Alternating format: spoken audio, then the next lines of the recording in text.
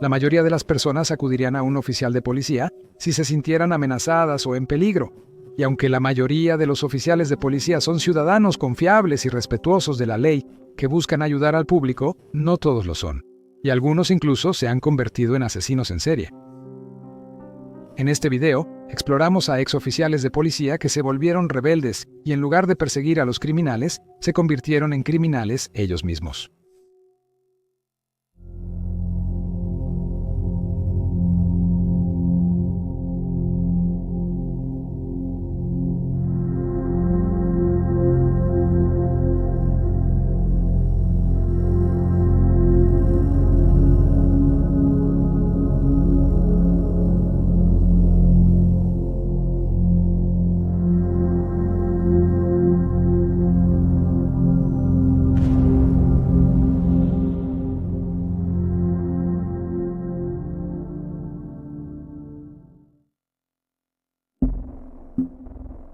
Mikhail Popkov, ocultándose bajo el manto de respetabilidad como oficial de policía, Mikhail Popkov aterrorizó las calles de su ciudad natal de Angarsk y otros lugares dentro de la región de Akersk, en Rusia. Entre 1992 y 2010, Popkov mató a decenas de mujeres entre las edades de 19 y 50, así como a un compañero policía. Se sabe poco sobre su vida temprana. Nació el 7 de marzo de 1964 en Orelsk, Krasnansky Krai, y luego se mudó a Angarsk con sus padres. Se informa que su madre era alcohólica y abusiva hacia su hijo. Luego se casó con Elena y tuvieron una hija llamada Ekaterina, y se unió a la fuerza policial en 1986. Una elección de carrera que le proporcionaría el disfraz perfecto para sus grotescos actos. Popkov se centró en mujeres que hacían cosas que él consideraba inmorales, como ir a fiestas sin acompañantes masculinos. Vestido de policía, atraía a sus víctimas por la noche ofreciéndoles llevarlas a casa en su patrulla. Popkov no tenía problemas para recoger mujeres que se sentían seguras al subir al coche de un policía. Luego llevaba a sus víctimas a un lugar apartado, donde las obligaba a desnudarse y las mataba con herramientas como cuchillos, hachas y destornilladores. La brutalidad de los ataques fue impactante y le valió los apodos de El Hombre Lobo y El Maníaco de Angarsk. A pesar de las extensas investigaciones y declaraciones de las víctimas sobrevivientes, Popkov eludió a la policía durante 2 décadas, probablemente porque él era un oficial de policía. Los investigadores finalmente notaron que las huellas de neumáticos encontradas en varias escenas del crimen coincidían con las de un vehículo todoterreno Lada 4x4, que era el mismo modelo utilizado por la fuerza policial. Sospechando que un oficial de policía podría estar involucrado, se realizó una prueba de ácido desoxirribonucleico en el año 2012 a 3.500 oficiales de policía actuales y antiguos en Irkutsk. Esta prueba finalmente llevó a la captura de Popkov ese mismo año. En enero de 2015, fue condenado a cadena perpetua por 22 asesinatos y 2 intentos de asesinato. Popkov declaró que quería limpiar las calles de prostitutas, que por eso mató. También acusó falsamente a su esposa de infidelidad y afirmó que su brutalidad se originó de esta traición imaginada. 2 años después de su condena inicial, Popkov confesó 59 asesinatos adicionales, elevando su total a 81, superando a los asesinos en serie rusos Andrei Chikatilo y Alexander Pikushkin. El 10 de diciembre de 2018 fue condenado por 56 asesinatos más en Okursk, resultando en una segunda condena de cadena perpetua. En julio de 2020, Popkov admitió 2 asesinatos más, aumentando su total a 83. Fue encontrado culpable de estos asesinatos el 4 de junio de 2021 y condenado a 9 años y 8 meses adicionales. En noviembre de 2023 recibió otra condena de 10 años por 3 asesinatos adicionales. A pesar de sus depravados asesinatos, se encontró que Popkov estaba cuerdo, pero con una atracción patológica por matar personas. Es el asesino en serie más prolífico en la historia moderna de Rusia. Después de ser condenado, Popkov apeló para intentar mantener su pensión de policía, No se sabe si tuvo éxito.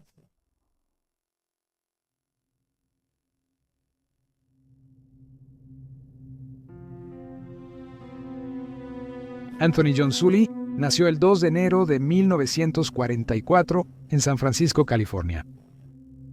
Creció en Millbrae, donde se graduó de la escuela secundaria y se casó con Elizabeth Ann en 1965, y se convirtió en oficial de policía en Millbrae el año siguiente. Vivió una vida respetable como un apreciado oficial de policía durante varios años. No obstante, todo se transformó cuando su matrimonio colapsó tras el inicio del abuso físico hacia ella. Su breve segundo matrimonio también terminó debido a su continua violencia. Sully dejó la policía en 1974 y se convirtió en contratista eléctrico y de construcción, alquilando un hangar en Burlingame, y a principios de los años 1980 comenzó a relacionarse con proxenetas y prostitutas, usando el nombre Jack. También se volvió adicto a las drogas. En 1982, Sully conoció a Tina Livingston, de 32 años, propietaria de una agencia de acompañantes local. Su primer asesinato fue un joven de 24 años que trabajaba para Livingston y le debía dinero. La chica fue llevada al hangar de Sully, donde él la golpeó, la esposó y la colgó del techo antes de torturarla y agredirla sexualmente. Cuando intentó escapar del coche mientras la llevaban para ser abandonada, Sully la golpeó con un hacha y la mató, dejando su cuerpo al lado de la carretera. Sully guardó un artículo de periódico sobre el hallazgo del cuerpo de su víctima como un trofeo enfermizo tras el asesinato. Poco después, Sully disparó y mató a una joven de 19 años, Brenda Ogden. Sus siguientes víctimas fueron un proxeneta de 24 años, Michael Thomas, y su esposa, de hecho de 20 años, Phyllis Meléndez. Sully invitó a la pareja a su hangar, donde les disparó a ambos en la parte posterior de la cabeza.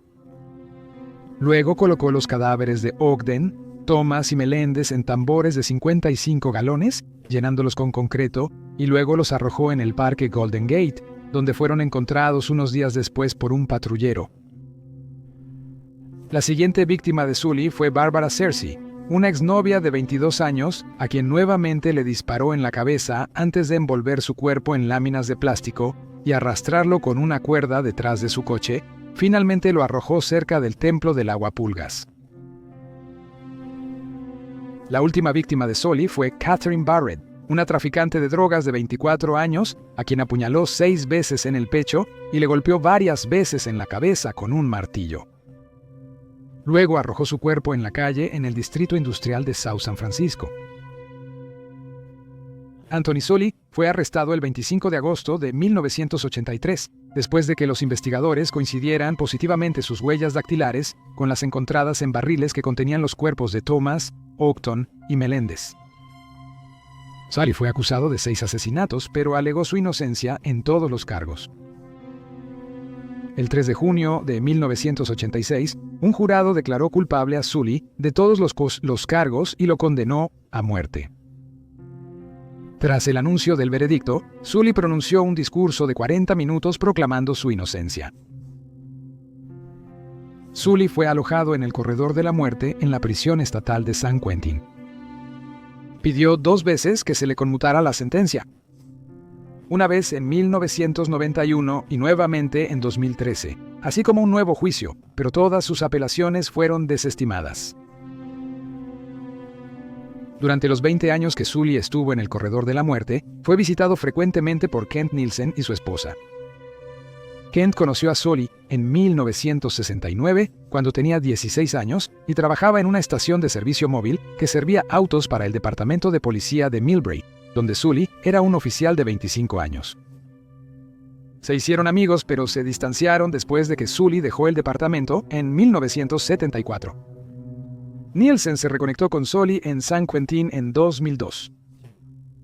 A pesar de sus muchas reuniones, nunca le preguntó a Sully por qué cometió los homicidios.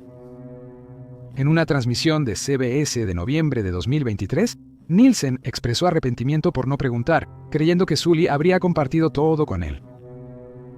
Sully murió de causas naturales en una instalación médica la mañana del 8 de septiembre de 2023, a la edad de 79 años. Robert Neil Rodríguez. El siguiente es un poco diferente, porque el oficial de policía involucrado nunca fue acusado de asesinato y solo confesó los delitos en una nota que dejó después de quitarse la vida. Robert Rodríguez nació en 1950 y debido a que su padre sirvió en la Fuerza Aérea de los Estados Unidos, se mudó frecuentemente cuando era niño. Como adulto, Rodríguez se convirtió al mormonismo y pasó 2 años como misionero en Guatemala antes de obtener un título en aplicación de la ley de la Universidad Brigham Young en Utah. En 1975, se unió a la Oficina de Policía de Portland, pero su carrera policial fue corta, ya que renunció solo 2 años después en buenos términos con sus empleadores. Luego se trasladó a Tallahassee, Florida, con su madre y se inscribió en la Universidad Estatal de Florida. Durante este tiempo, trabajó como pintor de letreros y conserje. También fue un miembro activo de la Iglesia de la Unidad, donde ocasionalmente daba sermones. Sin embargo, detrás de esta fachada de respetabilidad, estaba ocultando un lado oscuro. En junio de 1984, Valerie Hunt, una estudiante de 22 años del Colegio Comunitario de Tallahassee, desapareció de un centro comercial. Sus restos esqueléticos fueron encontrados 3 meses después en un sumidero en el condado de Wakulla. En ese momento, no había sospechosos y el caso quedó sin resolver. Casi 6 años después, el 27 de marzo de 1992, 2 chicas de 16 años de Thomasville, Georgia, llamadas Megan Carr y Cherish DeSantis, viajaron a la playa de Alligator Point para pasar el día. Aún vestidas con sus trajes de baño, sus cuerpos fueron descubiertos en la playa aislada por un oficial de policía y su esposa. Las chicas habían recibido 2 disparos en la cabeza. No parecía haber motivo, ya que ninguna de las chicas había sido agredida sexualmente o robada, y sus bolsos y objetos de valor estaban intactos. Como parte de sus investigaciones, Rodríguez fue entrevistado en relación con los asesinatos en la playa porque su coche coincidía con uno visto cerca de la escena. Descubrieron que el coche tenía una placa de matrícula de Utah robada, pero no se tomó ninguna acción en espera de las investigaciones. Poco después, Rodríguez llamó al Departamento de Aplicación de la Ley de Florida y confesó los asesinatos de las 2 chicas en la playa y el asesinato de Valerie Hunt en 1984. También envió una carta escrita a mano al Arizona Daily Sun en Flagstaff, Arizona. Esto es lo que decía: para cuando reciban esto, espero estar muerto por suicidio, envenenamiento por cianuro y o disparo. Encontrarán mi cuerpo al lado o en la cima de una gran colina a la que se puede llegar en auto por un camino de tierra en el Bosque Nacional Coconino. El camino está a la izquierda de la carretera 180, a 30.8 millas de donde la 180 sale de la calle Humphrey en Flagstaff, a 22 millas después del último camino pavimentado a la izquierda en Snowball, yendo hacia el Gran Cañón. Si por alguna razón esto no es posible, estaré a lo largo del borde del Gran Cañón. Mi coche es un Plymouth Ballard del 79 con placas de Utah robadas, 183FBR. Lo sepan o no, soy buscado por 3 asesinatos por el Departamento de Aplicación de la Ley de Florida.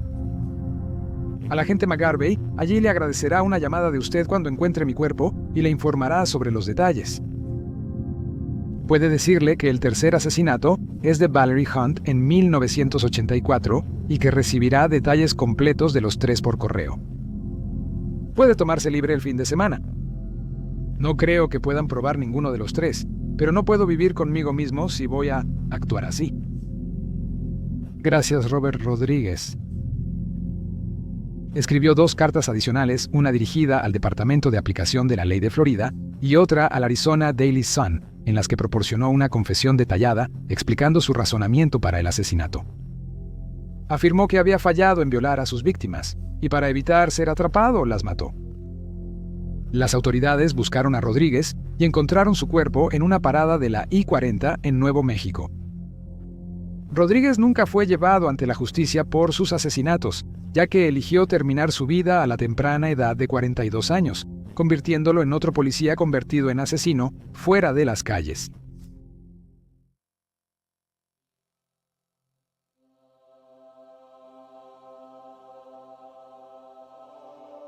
Živko Dimitrov fue un asesino en serie búlgaro y exoficial de policía que asesinó a 6 personas en la provincia de Dobrik entre 1975 y 1981, principalmente para robar su dinero. Nació en Tolberhin, ahora conocido como Dobrichin, en 1946. Como adulto, se unió a la fuerza policial y finalmente ascendió al rango de mayor en la primera división regional del departamento de policía local. Sin embargo, no era popular entre sus colegas de trabajo, quienes lo describieron como arrogante y amenazante para cualquiera que se atreviera a cuestionarlo.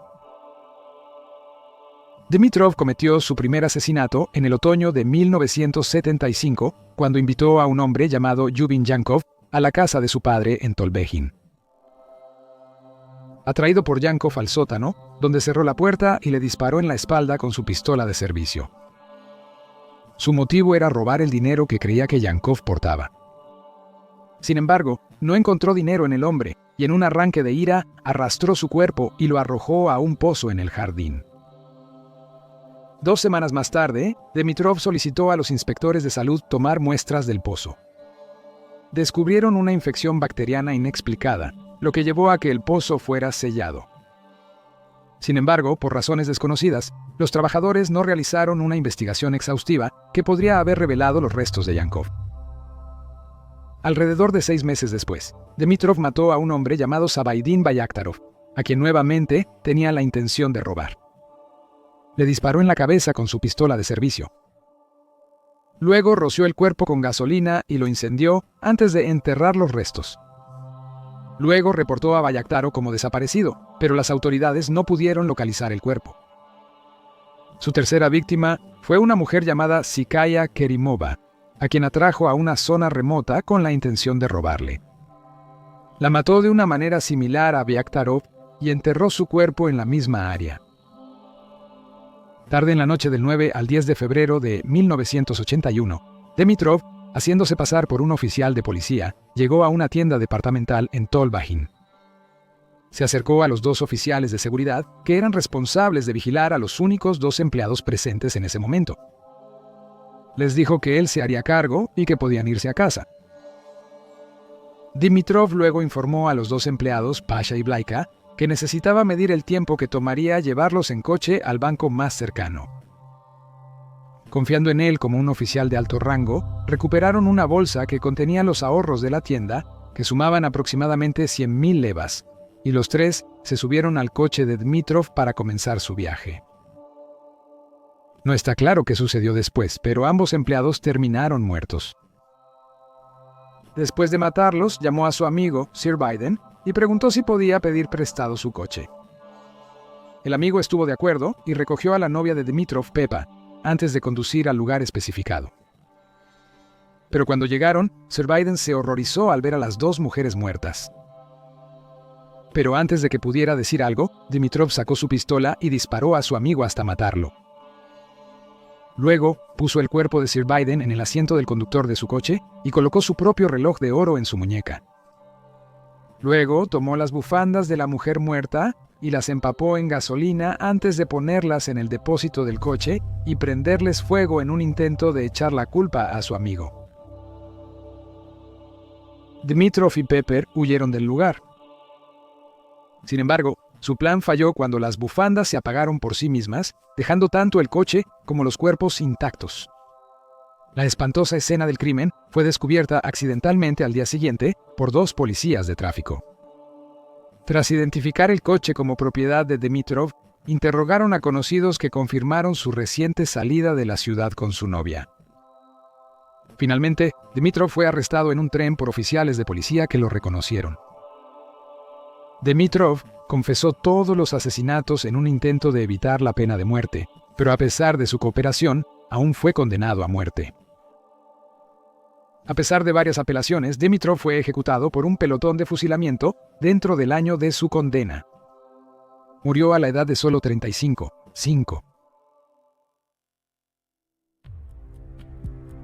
David Alan Gore. David Alan Gore utilizó activamente sus trabajos. Uno de ellos incluía ser un ayudante auxiliar del sheriff para atraer a sus víctimas. Tenía un cómplice dispuesto en su primo Fred Waterfield, y a la pareja se le apodó los primos asesinos. Gore nació en Florida en 1953, pero incluso siendo adolescente, le resultaba difícil mantener un trabajo y fue despedido de su primer empleo como asistente de una estación de gasolina por espiar a las damas que usaban el baño. Al convertirse en ayudante del sheriff, empezó a usar su placa para delinquir. Un ayudante auxiliar del sheriff es un oficial voluntario o de medio tiempo con autoridad policial limitada. Tras varias agresiones sexuales impunes a mujeres, Gore y Waterfield planearon un esquema. Gore identificaría, seguiría y aseguraría a posibles víctimas para ambos a cambio de pagos en efectivo de Waterfield. La pareja progresó a asesinato el 19 de febrero de 1981, cuando Gore usó su placa de policía auxiliar para atraer a Jing Ling, de 17 años, a su camión. Llevó a la adolescente a casa donde se encontró con su madre, Hu Sang-ling, y secuestró a ambas mujeres. Gore y Waterfield agredieron a Jing y ataron a su madre a un árbol, antes de matar a ambas mujeres y desmembrar sus cuerpos. Luego metieron los restos en un barril de aceite y lo enterraron. Luego mataron a Judith Daly, de 35 años después de que Gore inutilizó su coche en la playa, y luego le ofreció un viaje cuando no arrancó. En vez de ir a la cabina telefónica más próxima, Gore la llevó con Waterfield. Ambos hombres agredieron a Daly antes de matarla y arrojarla en un pantano. Una semana después, Gore intentó secuestrar a una niña usando su placa, pero su padre intervino y presentó una queja, lo que llevó a que a Gore le quitaran su placa. Días después, la policía halló a Gore oculto en el asiento trasero del auto de una mujer, con un escáner policial, esposas y un arma. Fue condenado por allanamiento armado y sentenciado a 5 años de prisión, pero fue liberado bajo libertad condicional después de solo 2 años en marzo de 1983. Libres para matar de nuevo, Gore y Waterfield recogieron a las autostopistas de 14 años, Angelica Lavallée y Barbara y Bayer. Ambos hombres agredieron a las chicas, las mataron y desmembraron sus cuerpos. Solo semanas después recogieron a 2 autostopistas más, Regan Martin, de 14 años, y Lynn Elliott, de 17 años. Llevaron a las chicas a la casa de los padres de Gore, pero Waterford se fue pronto. Gore atacó a ambas chicas después de atarlas, pero Lynn Elliott logró escapar y correr. Pero Gore la alcanzó y le disparó 2 veces a quemarropa en la cabeza. Un niño en bicicleta presenció el asesinato y reportó a Gore a la policía. La policía lo arrestó y pudo liberar a Regan Martin. El 7 de diciembre de 1983, Gore llevó a la policía a los restos de 3 de sus 6 víctimas de asesinato. Gore fue condenado por asesinato en primer grado y sentenciado a muerte. Waterfield fue condenado por los asesinatos de Bayer y Laval y recibió 2 cadenas perpetuas consecutivas. Después de 28 años en el corredor de la muerte de Florida, Gore fue ejecutado por inyección letal a las 6:19 p.m. el jueves, 12 de abril 2012. Mientras yacía atado a una camilla en la cámara del corredor de la muerte, dijo: «Lo siento, he tenido remordimientos. No soy el hombre que era entonces. No temo a la muerte.